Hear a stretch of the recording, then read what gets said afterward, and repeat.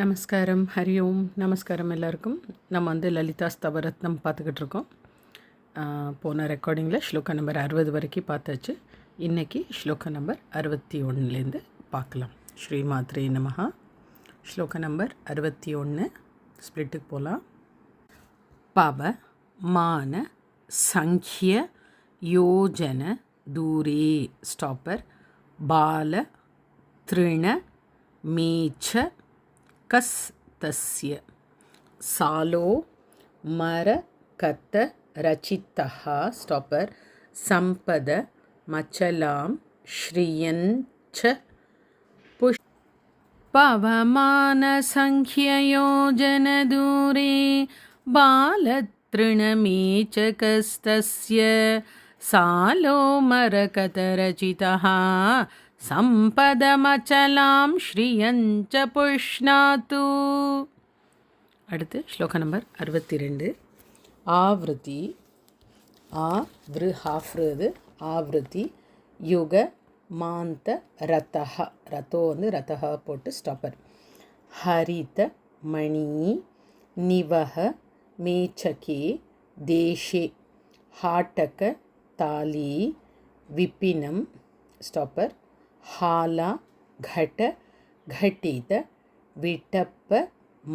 विठपमा कलये आवृत्तियुगमान्तरतः हरितमणि निवहमेचके देशे हाटकताली विपिनं हाला घट घटित विठपमा कलये. அடுத்து ஸ்லோக நம்பர் 63. தத்ரைவ மந்த்ரிணி கிருஹ பரிணாஹம் ஸ்டாப்பர் தரல கேத்தனம் சதனம் மரகத சௌத மனோக்ஞம் ஸ்டாப்பர் தத்யா தாயுஷி தண்ட நாதாயாஹா. தத்ரைவ மந்த்ரிணி கிருஹ परिणाहं तरलकेतनं सदनं मरकतसौधमनोज्ञं दद्यादायुषि दण्डनाथायाः. அடுத்து ஸ்லோக நம்பர் 64. சதனே தத்ர அந்த இடத்துல வேறு என்னமோ இருக்குது, நீங்கள் த்ர போட்டுங்க. தத்ர ஹரின் மணி ஸ்டாப்பர் சங்கடித மண்டப்பே ஷத்தஸ் தம்பே கார்த்தஸ் ஸ்வர மய பீठे நம்பர் 2 மகாபிராணா ஸ்டாப்பர் கனக மயாம்பு ருஹ கர்ணிகா மத்யே. சதனே தத்ர ஹரின்மணி சங்கடிதே மண்டபே ஷதஸ்தம்பே கார்த்தஸ்வரமயபீठे கனகமயாம்புருஹ கர்ணிகா மத்யே. அடுத்து ஸ்லோக நம்பர் 65. பிந்து திரிகோண வர்த்துல ஸ்டாப்பர் ஷட ஸ்ர ஷடஸ்ர விருத்த த்வயா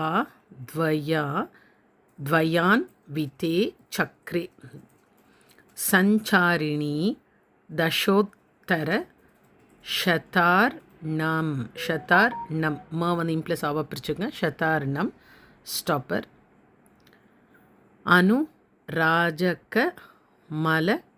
அனுராஜ கமல கலஹம்சி.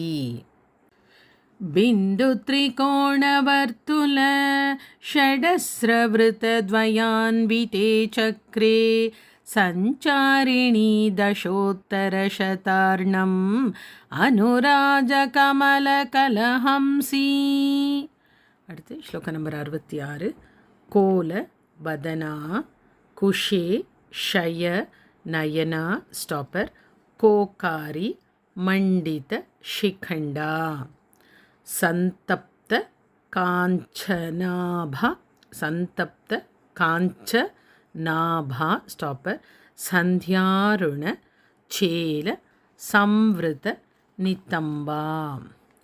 கோலவதனா குஷேஷயநயனா कोकारिमण्डितशिखण्डा सन्तप्तकाञ्चनाभा सन्ध्यारुणचेलसंवृतनितम्बा. அடுத்து ஸ்லோகம் நம்பர் 67.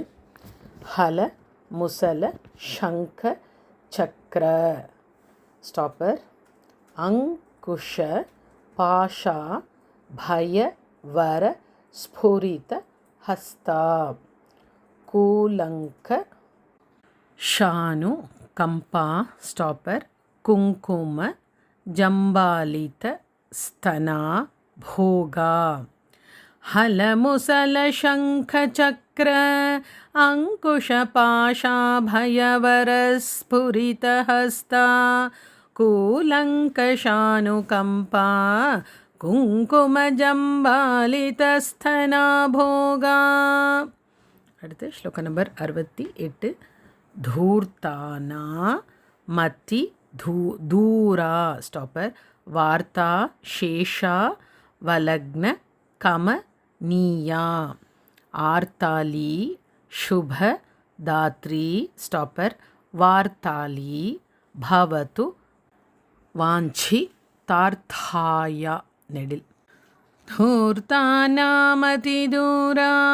वार्ता शेषावलग्न कमनीया आर्ताली शुभदात्री वार्ताली भवतु वाञ्छितार्थाय. அடுத்து ஸ்லோகம் நம்பர் 69. தஸ்யாஃப் விசர்க எஃப் பரிதோ தேவீஹி ஸ்டாப்பர் ஸ்வப்னேஷ் யுன் மத்த பைரவி முக்யாஹ प्रणमत जम्भिन् या द्याः स्टॉपर भैरव वार्गांश्च हेतुक प्रमुखान्. तस्याः परितो देवीः स्वप्नेष्युन्मत्त भैरवी मुख्याः प्रणमत जम्भिन्याद्याः भैरववर्गांश्च हेतुकप्रमुखान्. அடுத்து ஸ்லோகம் நம்பர் 70. पूर्वोक्त संख्य योजन दूरे स्टॉपर पूयांशु पाटलस् तस्य विद्रा वयतु मदार्तिम्. அந்த இரு இல்லாட்டி இரு ப்ளஸ் இம்மு போட்டுங்க. மதார் திம் ஸ்டாப்பர் विद्रुम सालो विशंकट द्वारः. पूर्वोक्त संख्ययोजन दूरे पूयांशु पाटलस्तस्य विद्रावयतु मदार्तिं विद्रुमसालो विशंकट द्वारः. நம்ம இப்போ 70 வரைக்கும் பார்த்தாச்சு. 61லேருந்து நான் ஸ்லோவாக படிக்கிறேன், நீங்களும் என்னோட சேர்ந்து படிங்க. पवमानसंख्ययोजन दूरे बालतृणमेचकस्तस्य सालो मरकतरचितः सम्पदमचलां श्रियञ्च पुष्णातु. आवृतियुगमान्तरतः हरितमणि निवहमेचके देशे हाटकताली विपिनं हालाघटघटितविटपमाकलये. तत्रैव मन्त्रिणी गृह परिणाहं तरलकेतनं सदनं मरकतसौधमनोज्ञं दद्यादायोषि दण्डनाथायाः. सदने तत्र हरिन्मणि सङ्घटिते मण्डपे शतस्तम्भे कार्तस्वरमयपीठे कनकमयाम्बुरुह कर्णिकामध्ये. बिन्दुत्रिकोणवर्तुल षडस्रवृतद्वयान्विते चक्रे सञ्चारिणी दशोत्तरशतार्णम् अनुराजकमलकलहंसी. कोलवदना कुशेशयनयना कोकारी मण्डितशिखण्डा सन्तप्तकाञ्चनाभा सन्ध्यारुणचेलसंवृतनितम्बा हलमुसलशङ्खचक्र अङ्कुशपाशाभयवरस्फुरितहस्ता कूलङ्कषानुकम्पा कुङ्कुमजम्बालितस्तना भोगा धूर्तानामतिदूरा वार्ताशेषावलग्नकमनीया आर्ताली शुभदात्री वार्ताली भवतु वाञ्छितार्थाय तस्याः परितो देवीः स्वप्नेष्युन्मत्तभैरवी मुख्याः प्रणमतजम्भिन्याद्याः भैरववर्गांश्च हेतुकप्रमुखान् पूर्वोक्तसङ्ख्ययोजनदूरे पूयांशुपाटलस्तस्य विद्रावयतु मदार्तिं विद्रुमसालो विशङ्कटद्वारः. இப்போ அடுத்து நம்ம ஸ்லோக நம்பர் 71 ஸ்பிளிட்டுக்கு போகலாம். ஆவரண யோ அஹர் நிஷம், அந்த இம்ப்ளஸ் அவ பிரிச்சுக்குங்க. அஹர் நிஷம் ஸ்டாப்பர். அந்தர பூமௌ பிரகாஷ ஷாலின் யாம் ஆசீன மம்பு ஜாசனம் ஸ்டாப்பர்.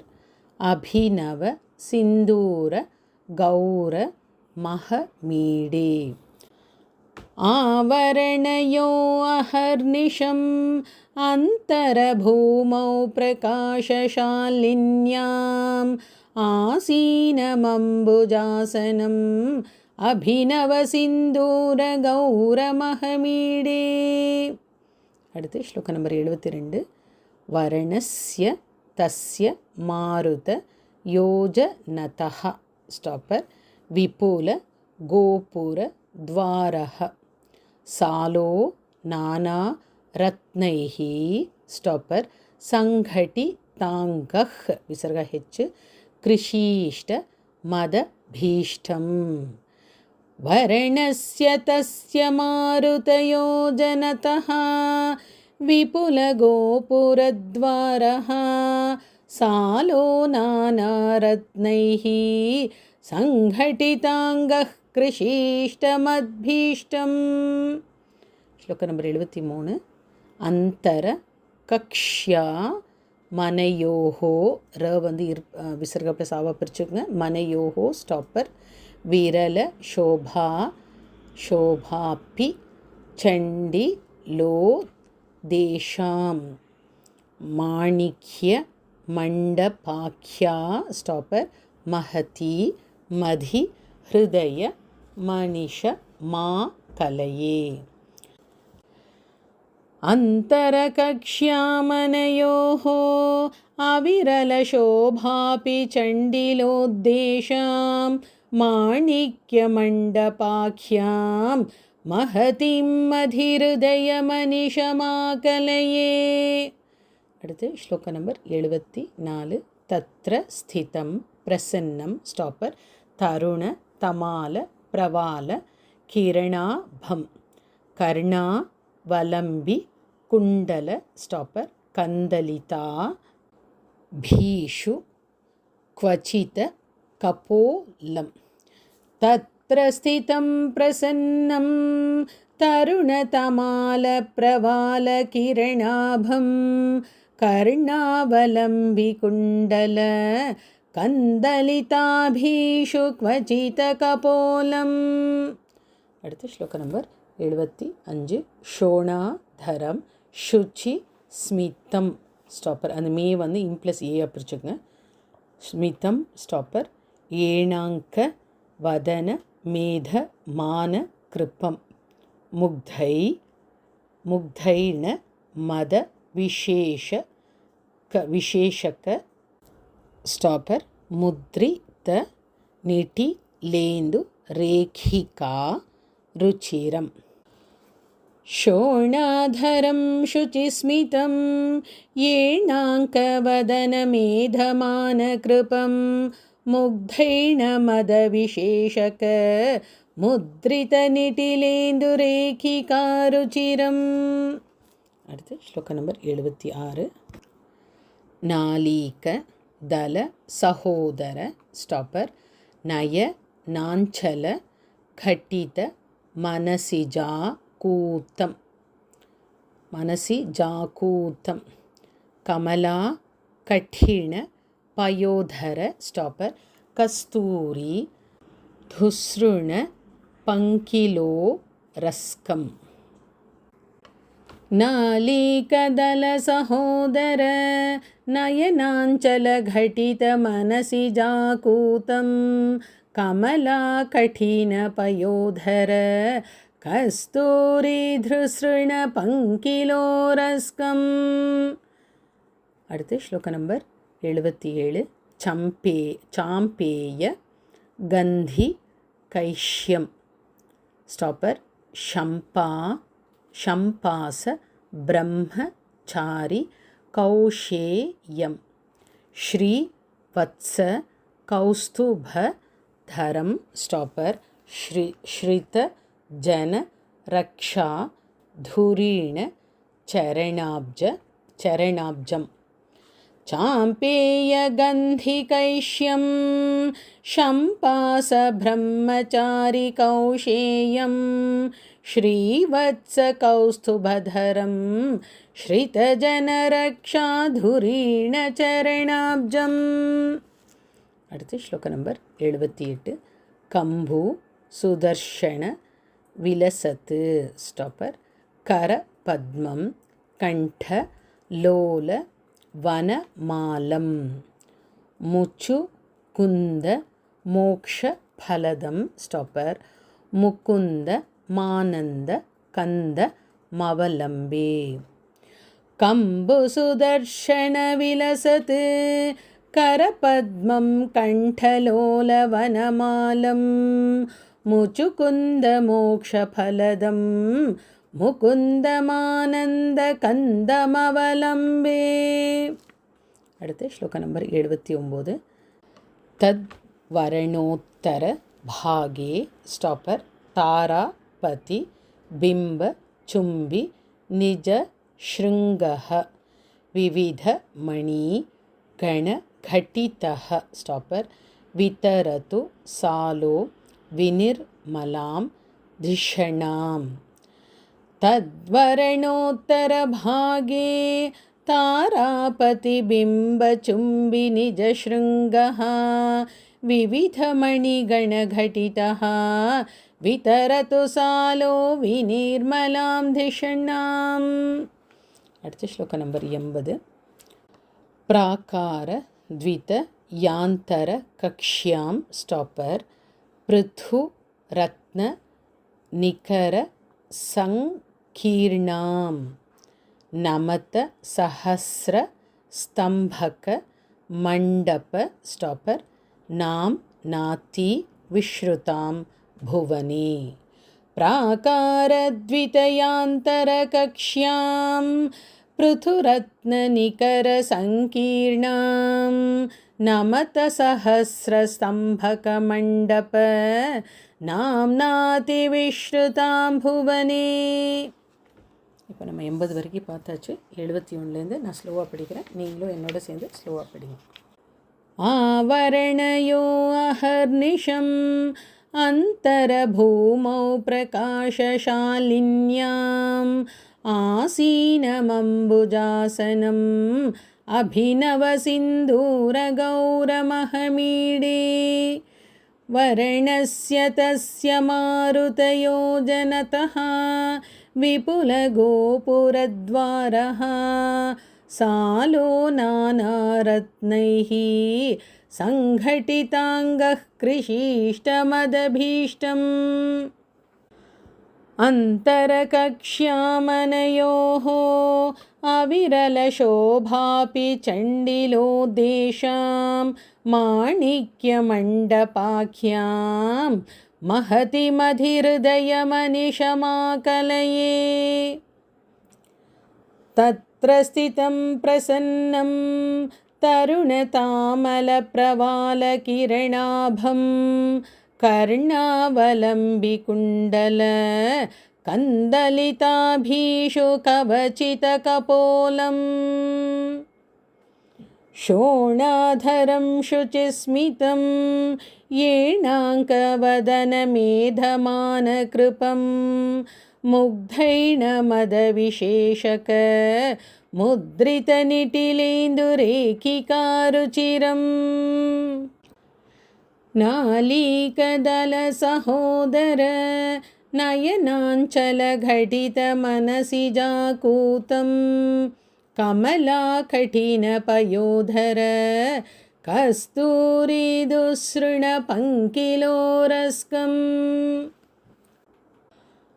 चाम्पेयगन्धिकैश्यं शम्पासब्रह्मचारिकौशेयं श्रीवत्सकौस्तुभधरं श्रितजनरक्षाधुरिणचरणाब्जम् कम्बुसुदर्शनविलसत् करपद्मं कण्ठलोलवनमालं मुचुकुन्दमोक्षफलदं मुकुन्दमानन्दकन्दमवलम्बे।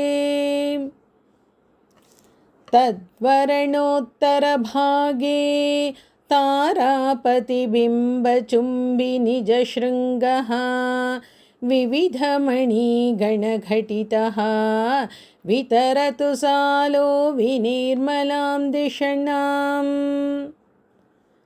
प्राकारद्वितयान्तरकक्ष्यां पृथुरत्ननिकरसङ्कीर्णां नमतसहस्रस्तम्भकमण्डप नाम्नातिविश्रुतां भुवने.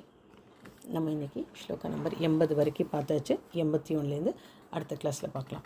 Thank you all. நமஸ்காரம். ஹரி ஓம். ஸ்ரீ மாத்ரே நமஹா.